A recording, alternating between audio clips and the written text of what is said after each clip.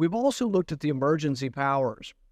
And emergency powers, the courts have said you don't throw out the Constitution during emergencies, but a lot of our legislation acts as if you could throw things away. So when the CDC, and this actually happened some under the Trump administration, they decided that there was a CDC law from the 1930s that said you should do this and this for certain diseases, quarantine, and then it had a clause in there, and whatever else is necessary. The Trump administration used that to say we didn't have to pay our mortgages. And then the Biden administration continued that on. But this is a power that in no way was ever given to the CDC. And no one ever anticipated the CDC would say you don't have to pay your mortgage anymore, or pay your rent, or pay your car payment. That is crazy. But we also have another series of emergency powers. Some of them have been on, though. We've had like some emergencies have been going on 50 years. They're still on the books. There's actually an emergency power that was given to the FCC in the 1930s that gives the president the power to shut down all communications and control all communications in the U.S. People call it the internet kill switch. It's never been used, and it predates the internet, but people now think in applying it to the internet that a president has the power to shut down the internet.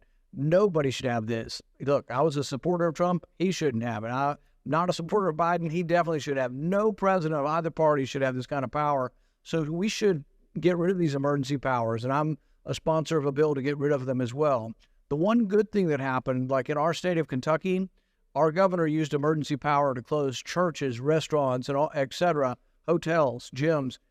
The court shut him down, but when the legislature finally came back into power, they said his emergency powers don't last longer than 30 days. So if he would just shut down something like hotels, which I think you never should do, but if you do it, it only lasts 30 days and it expires unless the state legislature reaffirms it.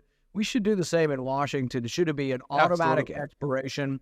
And most people thought emergency powers were like delivering blankets and water in a tornado. I'm fine with that kind of emergency power, but nobody ever thought you could close someone's business down for years at a time during an emergency. And then to make matters worse, most of the things they did didn't work and weren't good science. Most of the mandates involved things that didn't slow the spread of the disease and really were in error, even just based on the science, not based on the freedom that was lost, but just based on the science. Most things they did were ineffective and wrong-headed. Right. So, this is really like, to me, the emergency is the government power is out of control, and they're breaking the constitutional rights that we have in a free society.